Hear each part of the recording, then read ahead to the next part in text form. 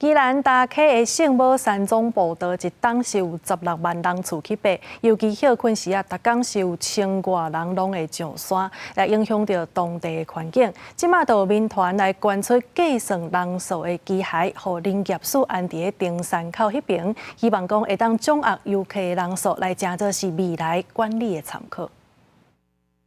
宜兰圣母山总步道因为山顶青冷冷，个顶顶塌塌，就像抹地，所以得名抹地山。最近安起了后，吸引不少游客，也无同时也带来环境问题。可能会有乱丢垃圾这样。那如果他很多乱丢垃圾，你会觉得会不好？那当然是不妥啊！我们都会自己把垃圾带下来。是，所以上山一定要把垃圾带下来。对对对。人是增加山区本数就增加，林业署当年这边的大约400万，好下库存户，为何圣母山总顶9条步道经费安怎妥善分配加做问题？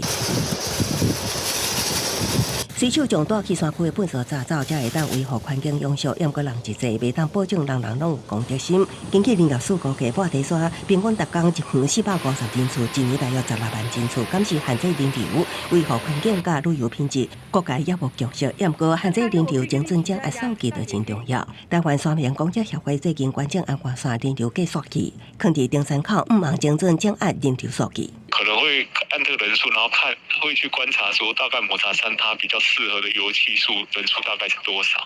它目前还没有说一定会怎样去管制人数这样。 过去圣母山总步道的人流数据，拢靠一工量基油的统计并无精准。即马有新的设备，林业署表示，就会当精准分配维护经费，对人侪的步道加投入经费。另外，未来敢是照这个数据限制上山人流，林业署表示会先借由数据观察。圣母山总步道适合的游客人数是偌济，也毋过目前也无管制上山的规划。记者综合报道。